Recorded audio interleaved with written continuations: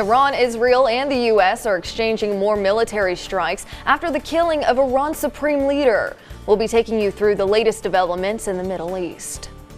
3 people dead and over a dozen more are injured after a shooting at a downtown Austin bar. What we know about the ongoing investigation ahead. And a hot air balloon in Longview continues to dangle from a communications tower almost 1,000 feet off the ground. We'll be checking in with our reporter there live in just a few minutes to learn who's responsible for taking it down. We're warm and breezy today, and we're expecting rain later this week. We'll talk about all those details right here on Good Morning East Texas Weekend. Caring, committed, proud of East Texas. You're watching Good Morning East Texas Weekend. Good morning, East Texas. Thanks for joining us. Today is Sunday, March 1st, and we're here to help you make the most of your day. Let's head over to First Alert meteorologist Emily Edwards for a look at today's forecast.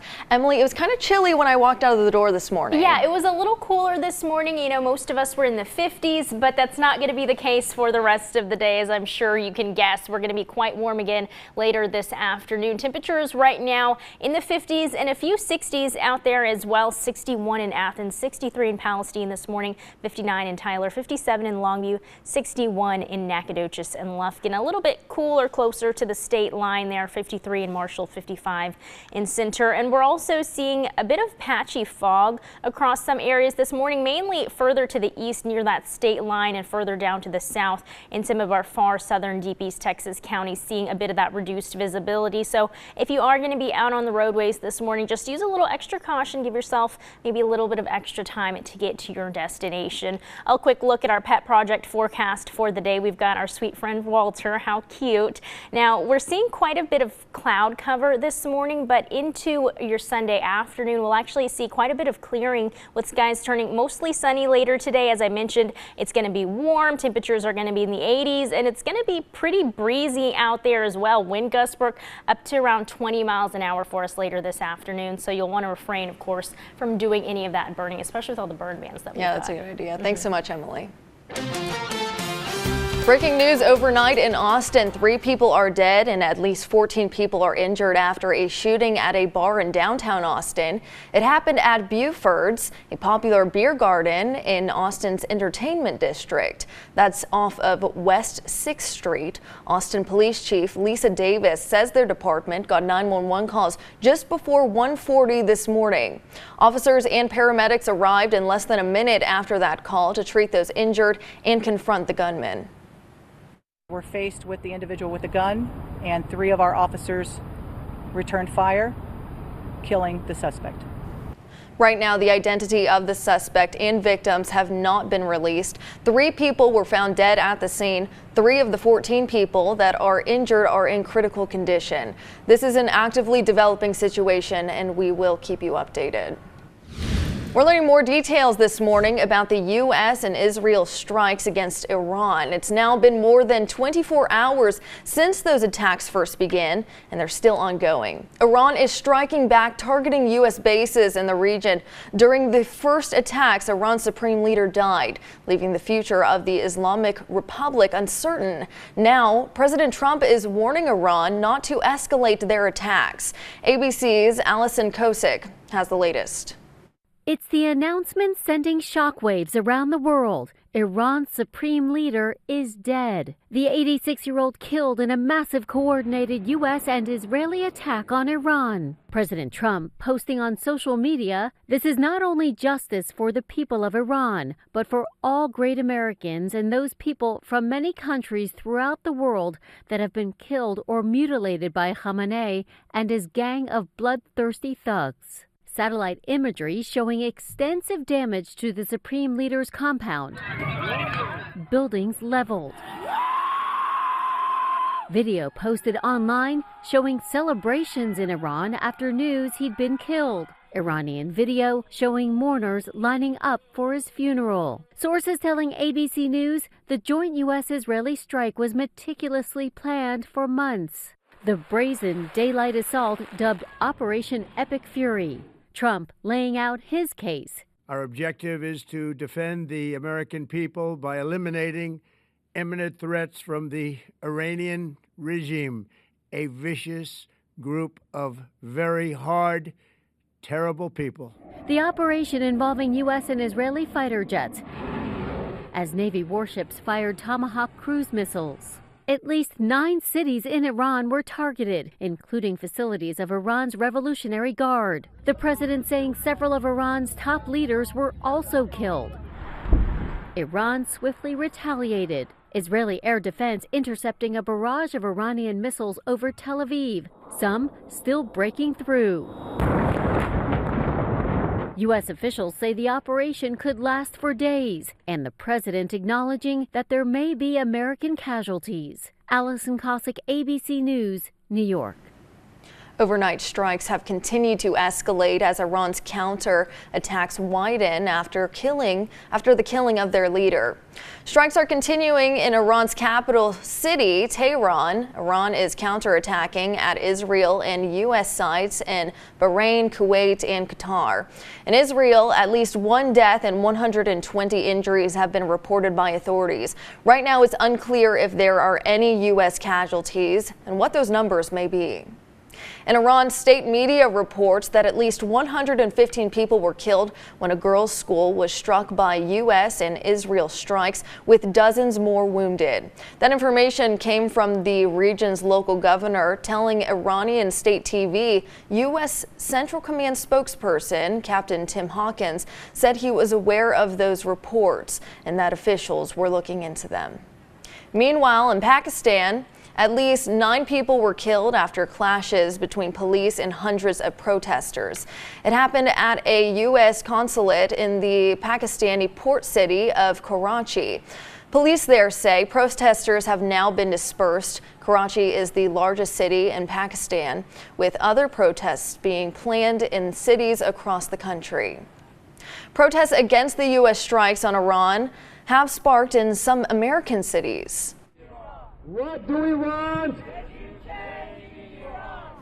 This was the scene on Saturday in Dallas. Anti-war protesters gathered to denounce the U.S. and Israel governments, their strikes that killed Iran's supreme leader and other top Iranian officials. Demonstrations also happened in places like Los Angeles and New York. There are also several gatherings across the U.S. and other parts of the world celebrating the killing of Iran's supreme leader.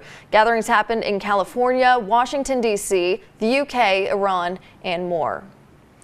Here in East Texas, the Smith County Democratic Party chair has issued a statement against the military action. They say their hearts are with the military families, adding that, quote, by launching these attacks overnight without congressional approval, the president has broken his core promise to end forever wars and has instead chosen a path of reckless escalation.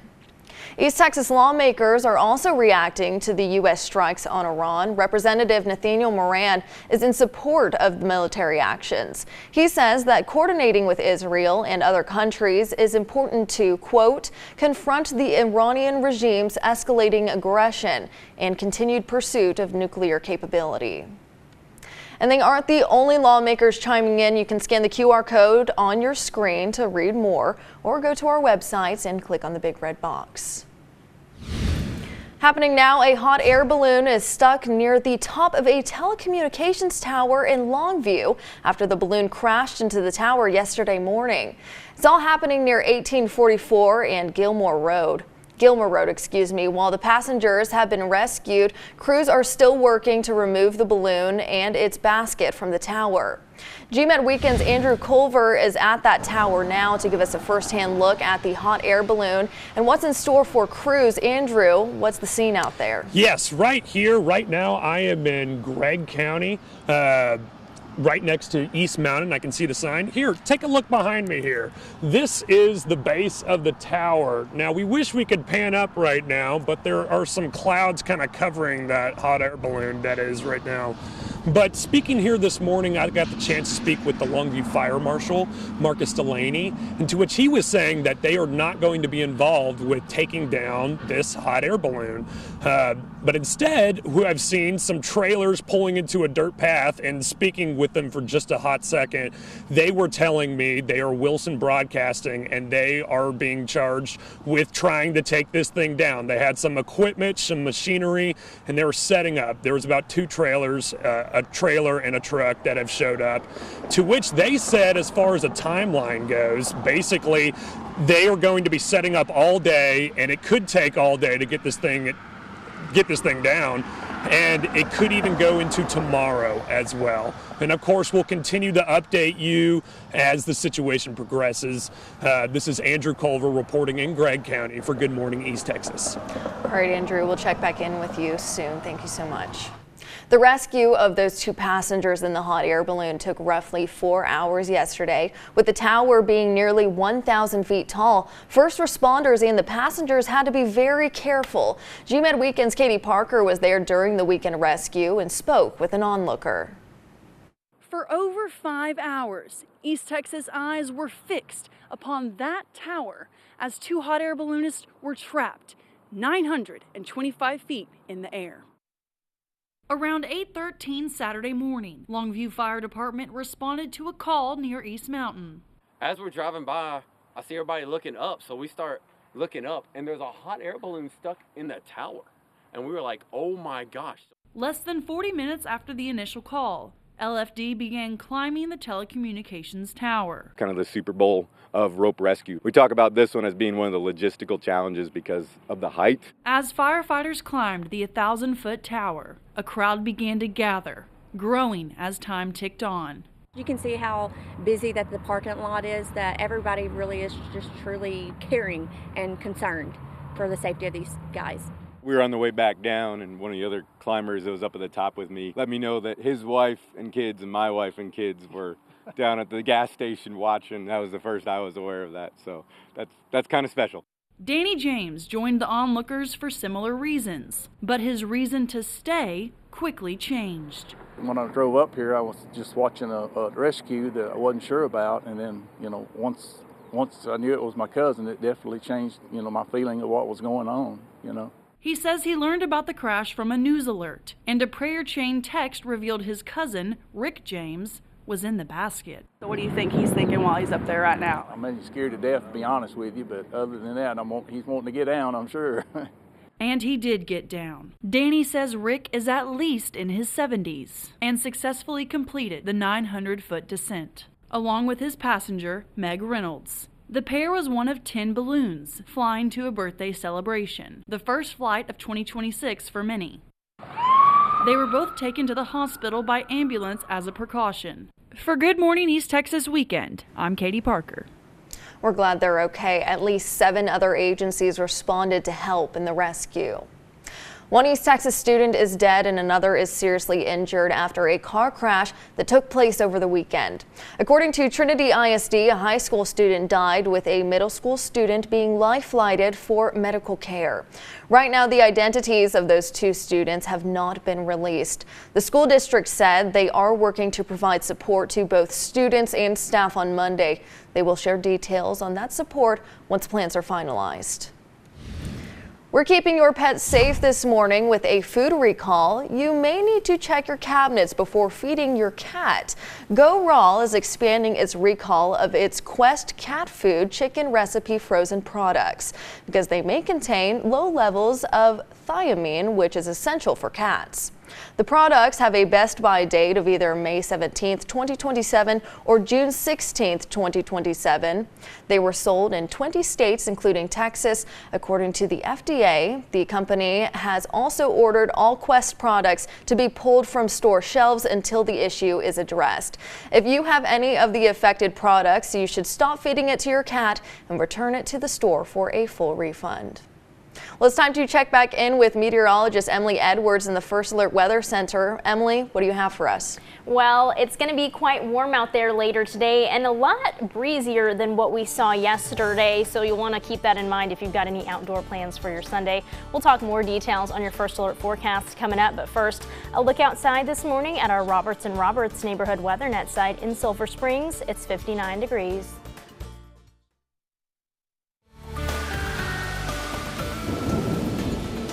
First Alert Weather is sponsored by jchadparker.com. Don't get hurt twice.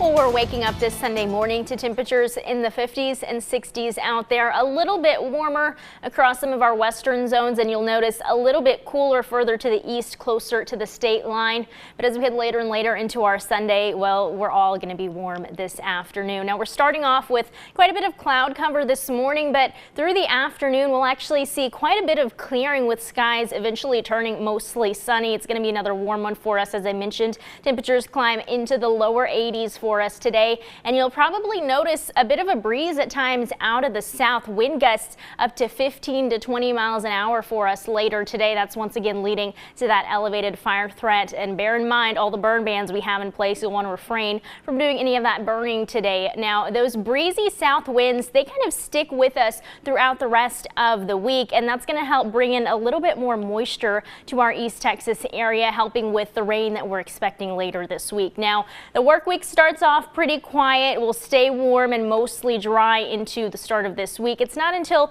Wednesday that we're expecting that first round of thunderstorms to move into the area, and we're expecting multiple rounds of storms later this week. So it begins on Wednesday, but that continues into Thursday, Friday, even into next weekend. And at times, a few of these thunderstorms could become strong to severe with some gusty winds and some hail possible. Right now, a First Alert weather day in place for our Wednesday, but with that threat of strong to severe thunderstorms, there is also a little bit of a bright side to this, and that's hopefully that we get a good soaking rainfall. You can see here the heaviest bands of rain likely setting up kind of along some of our northern zones. Now, this is not all going to come at once. This is rainfall that we're expecting over the next 7 days, but you can kind of see up to the north near that I-30 corridor where we're expecting some of that heaviest rainfall. But in the meantime, we'll be dealing with quiet conditions for the rest of the weekend. We'll stay in the 80s through early next week, and then those rain chances really starting to ramp up by Wednesday with that next First Alert weather day. And Brooke, we've got multiple opportunities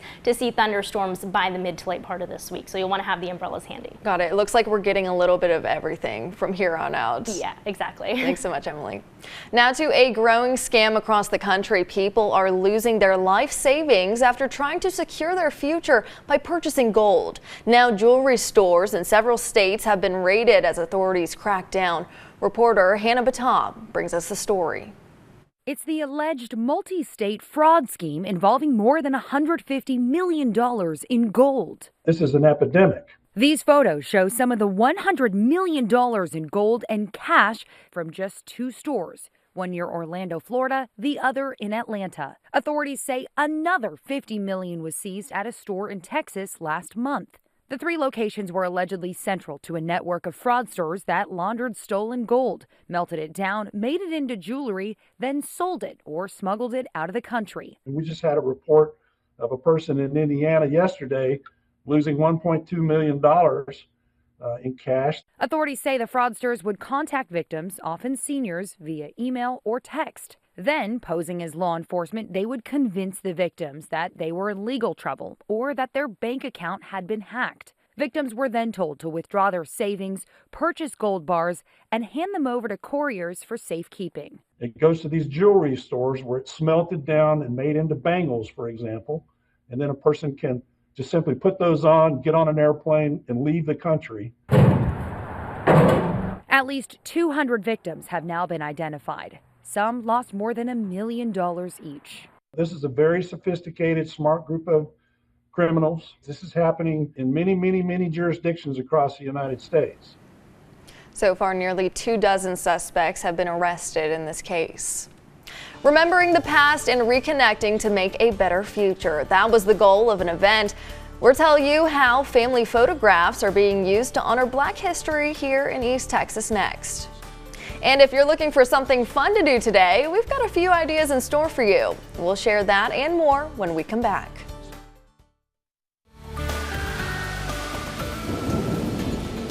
First Alert Weather is sponsored by jchadparker.com. Don't get hurt twice. Well, temperatures are in the 50s and 60s for us to start off this Sunday, but into the afternoon, we're eventually going to climb back into the lower 80s. Once again, well above normal for us this time of year. Now, we're seeing quite a few clouds out there this morning, but into the afternoon, we'll also see some clearing with skies turning mostly sunny eventually. Also, a bit of a breeze at times out of the south today. Wind gusts up to 15 to 20 miles an hour, and those breezy south winds, well, they're going to stick with us all week long. Now the work week starts off quiet. We'll see very slight chances for rain returning on Tuesday, but that really begins to ramp up by Wednesday with our next first alert weather day. We're expecting multiple rounds of scattered thunderstorms to move into the area by the mid to late part of this week. At times, a few of these storms could become strong to severe, and at times we could see some heavy rainfall leading to some localized flash flooding issues for our area. So you'll want to stay weather alert, especially as we head later and later into this week. Brooke, back to you. Thank you, Emily. One nonprofit in Deep East Texas is celebrating a big milestone. This year marks 20 years for the Nacogdoches Community Improvement Program. Gmet Weekends' Mariela Gonzalez shows us how the organization's annual event honors Black History Month. We are who we are, and we are Black History.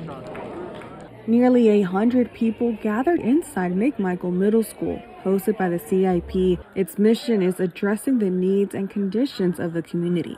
They started in 2006 out of the Little Zion Baptist Church. Nearly 10 years ago, they kicked off the first Black History and Cultural Expo with 25 people. Joyce Mills, coordinator of the event, says it's been growing ever since. And we like to do this each year to let people know about their culture. Not only Black America, but all America, to know what we're doing when they set aside February as Black History Month. This year's theme was remembering the past, reconnecting, and looking ahead. Alex Mills, president of the group, says it creates unity. We can have a better community when we better understand each other's culture and appreciate where we each come from, that we're all headed in the same direction. There were dozens of exhibitors displaying old family photographs and items. Greg McElroy, a historian, shared how slaves arrived in Nacogdoches and his family history in East Texas. His ancestors used compensation to buy 10,000 acres in Kilgore. Despite a deed clause stating the land would revert to the plantation family upon death, the plantation owner died first. And they turned the land over to us on permanent deed. We have it to this day. Those are the kinds of stories. This is just my story. There are hundreds. For Good Morning East Texas Weekend, I'm Mariela Gonzalez.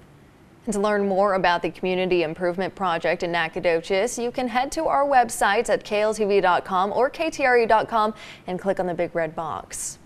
Well, folks, if you're looking for something fun to do this weekend, we've got you covered. Today is the last day of this month's first Monday trade day in Canton. You can kick off some spring shopping at the world's largest outdoor flea market. Items include spring decor, unique furniture, boutique clothing, handmade goods, plants, foods, and more. It's taking place until sundown today in Canton, so now is your chance to do some shopping. In Ben Wheeler, the annual Towns Van Zandt Tribute is taking place this afternoon. The event is dedicated to the singer-songwriter Towns Van Zandt. There will be several East Texas artists to help celebrate the annual event. It's happening at the Forge from 2 p.m. to 5 p.m. That's at 1610 FM 279. And later this evening in Tyler, the First Christian Church of Tyler is hosting a trivia and potluck event. The event takes place from 5 to 8 p.m. You can bring a shareable meal or just bring yourself. After dinner, teams will form to start trivia. Again, that's at the First Christian Church of Tyler, located on Broadway Avenue.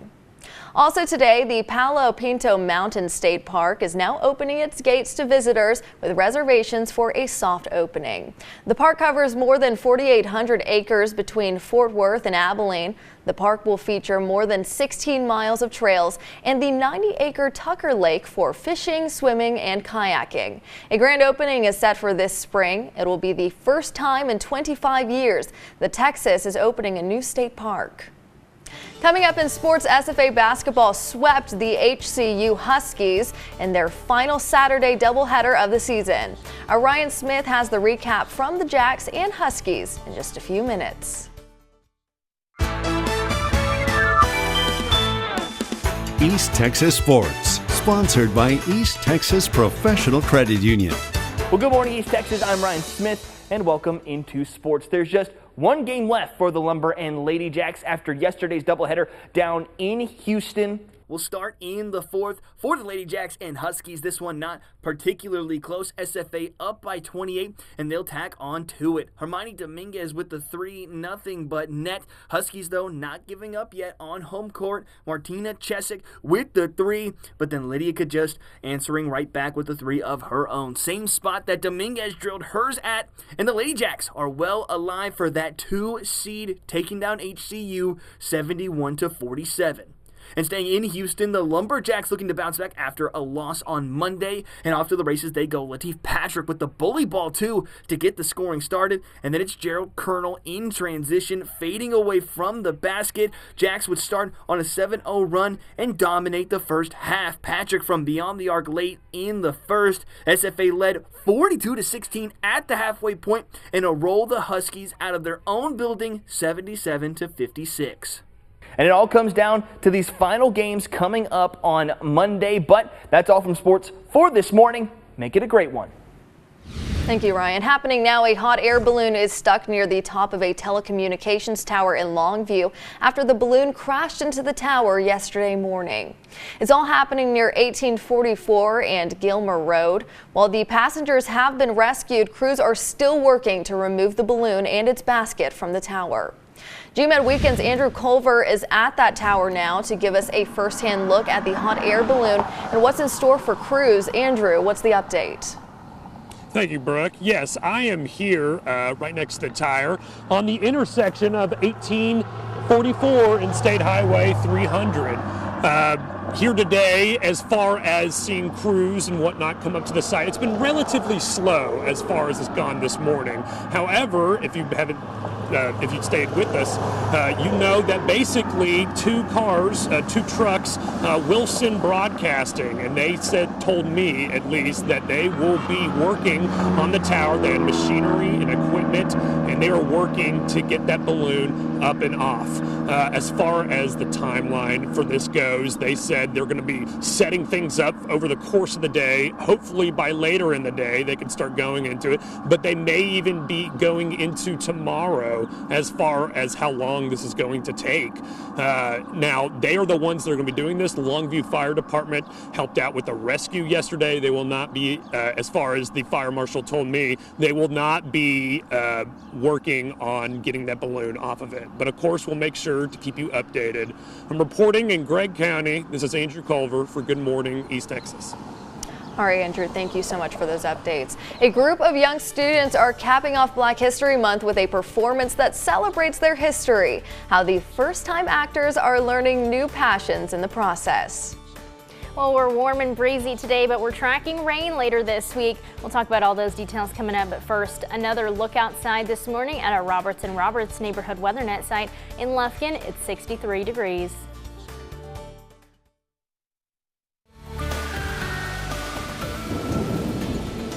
First Alert Weather is sponsored by jchadparker.com. Don't get hurt twice.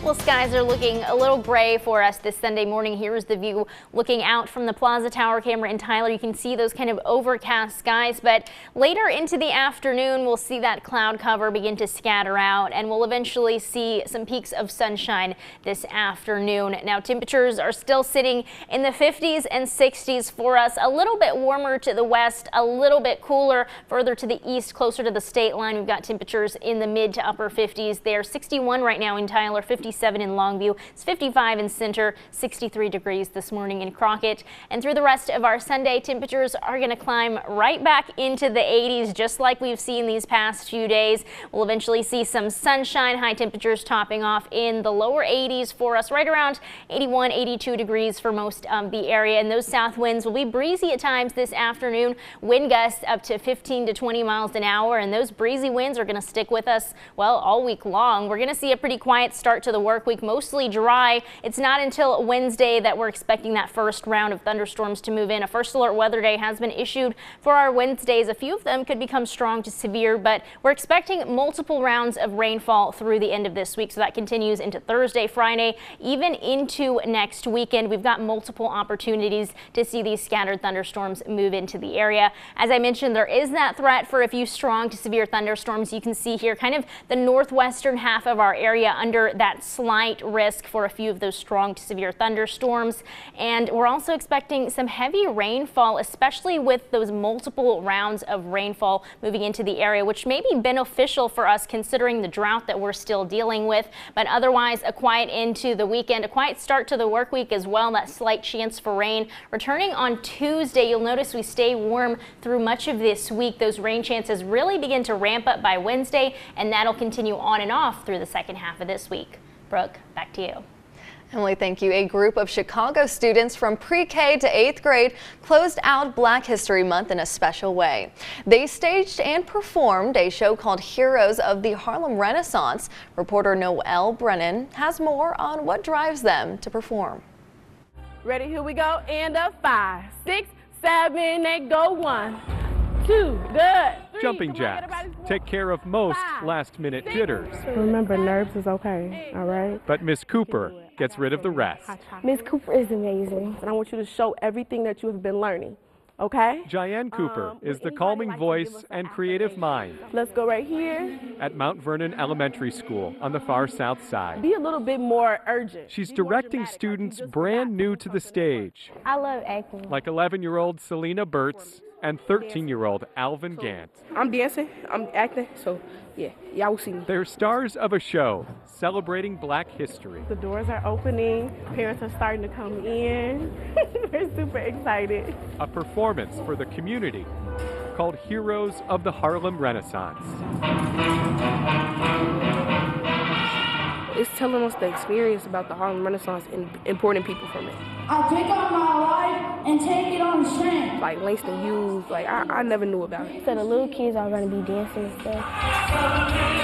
Kids in pre-K through 8th grade bring the 1920s to life on stage. They're learning history through the arts and discovering something in themselves, too. When you're acting, I feel like your emotion comes out. Now, me doing this, like, I feel proud of myself, and I feel a connection to the arts and dance and acting. So I feel like I want to take this further. Did you watch the basketball game last night? You proud of these kids? I'm proud as an understatement. Like, I can't express in words how proud I am of them. Nerves are nowhere to be found on stage. It's just joy. Take your bow, hands up. A feeling that will stick around long after the curtain closes. You can tell they made so many memories, and you can tell they're definitely made for the stage. A group of athletic wheelchair users are playing head-to-head in the first competitive team sport of power chair soccer. How the players are getting involved next. It's fast, it's physical, and it's full of heart. Power soccer is the first competitive team sport designed specifically for power wheelchair users. Great Media reporter Nick Krupke introduces us to a team in Oregon proving that soccer is more than just a game. Give us a go Renegades. Community, connection, and competition. The Rose City Renegades from Adaptive Sports Northwest are the only competitive wheelchair soccer team in Oregon. We hit the ball very hard and try really hard not to get hit by other players, but it still happens a lot. I don't stop running for 40 minutes straight. Teams rolled into the Beaverton Hoop YMCA from California and Western Canada in their Strike Force chairs to battle it out for the first ever power soccer tournament ever hosted in the Beaver State. There's 48 teams this year, but each team only has 5 to 7 players, so you know, it's a pretty small community, so you get to know everyone in the league. This tourney honored the Renegades' late founder, Ryan Keneally, a visionary in accessibility and inclusion. Coach Ryan Keneally, this was his big dream, right? He came 2016, tried to start a power soccer program, The dream was to get to nationals, which we've done twice and taken 4th in the country, which is amazing. This year we're ranked #1, which is awesome. And we just fulfilled his dream with the first ever home tournament. It just makes us so proud. The Keneally Cup shines in the legacy of their coach who passed away last winter. Ryan's actually the reason I got started with playing power soccer. He introduced me to the sport when I was like 8. What happened with my hand slipped a little bit. It's fine. Ren Grabham is a Grand High grad. Her new coach and teammate, Enoch Stallcup, went to Estacada. They can bounce the ball off you out of bounds and just keep moving forward. We have kids on our team from 12 all the way to 40. We wanted to come and pay our respects, and plus we love the Renegades. They're like family to us. Josh Berger is a star with 33,000 followers on Instagram for the Chico Gophers. The theme of this sport is independence. 1, 2, 3, go for it! All right! We never say no, or we try not to say no. We got players that drive with their chin, drive with their foot, the joystick is down there, they drive with their big toe. Everybody can play, as long as you can track the chair safely and that you're able to play. Good job! Good job! They are definitely way more coordinated than I would ever be. Power chair soccer first began back in the 1970s when teachers in France developed the sport. Well, today in history, in 1936, the work at the massive Hoover Dam was completed. Contractors finished all of the work 2 years ahead of schedule. More than 21,000 people worked on the dam, which weighed more than 6.6 million tons. And in 1872, Yellowstone became the world's first national park. President Ulysses Grant signed the Yellowstone National Park Protection Act into law. Since 1904, the number of yearly visitors has grown from around 14,000 to now more than 4 million people a year. A routine check at one airport left officials surprised after finding dozens of Bronze Age weapons. Where they came from, just ahead. The collection of ancient weapons that look like they're part of a museum collection have actually been peddled in the black market before being seized by the U.S. Reporter Ross Dimate has the story of how it all went down.